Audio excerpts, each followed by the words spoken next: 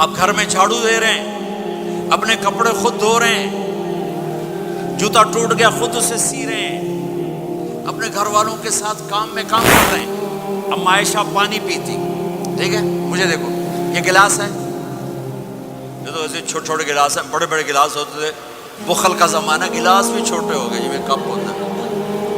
ہمارے دیہاتوں میں جب ہم چھوٹے تھے اتنے بڑے بڑے گلاس، 3 گلاس ہوتا تھا، اور شام کو ڈیرے میں کوئی مہمان ہوتا اپنا یا پرایا، اس کو دودھ پلانا ہماری ثقافت تھی۔ ذمہ داروں میں ہم مہمانوں کو دودھ پلاتے تھے رات کو سوتے ہوئے، ہر مہمان کو دودھ، 100 ہو 50 ہو 10 ہو 1 ہو۔ ایک میرے دادے کے زمانے کا مہمان آیا، چاچا لال، نوکر دودھ لے گیا، گلاس دیکھ کے کہنے لگا پتر میں نہیں پیندا، میری بات سمجھ رہے ہو؟ بیٹا میں نہیں پیتا، پتر میں نہیں پیندا۔ چاچا کیوں نہیں پیندا؟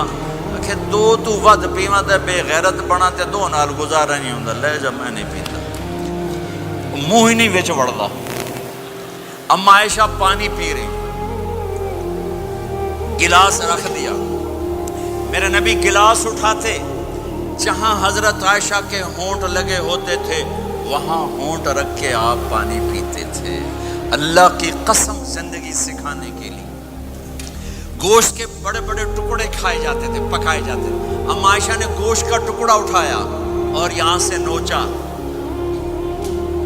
اور پھر رکھ دیا، پھر روٹی اٹھائی، میرے نبی اس کو اٹھاتے اور جہاں سے حضرت عائشہ کے دانت لگے ہوتے تھے حضرت عائشہ کو دکھا کر رکھتے تھے۔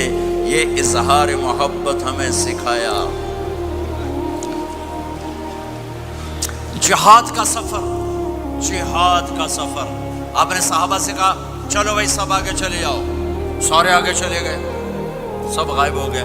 آپ نے کہا عائشہ دوڑ لگائیں، عائشہ، نبی کہہ رہے ہیں، عائشہ نہیں کہہ رہے، عائشہ دوڑ لگائیں۔ آپ نے کہا لگائیں، تو کہا دوڑ لگائی تو میں آگے نکل گئی، آپ پیچھے رہ گئے، کئی سال گزر گئے، میں ذرا موٹی ہو گئی، تو پھر آپ نے کہا جہاد کا سفر، چلو بھائی آگے چلے جاؤ، سارے آگے چلے گئے۔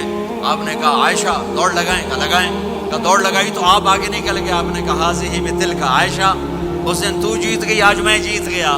یہ میرے نبی کی زندگی ہے۔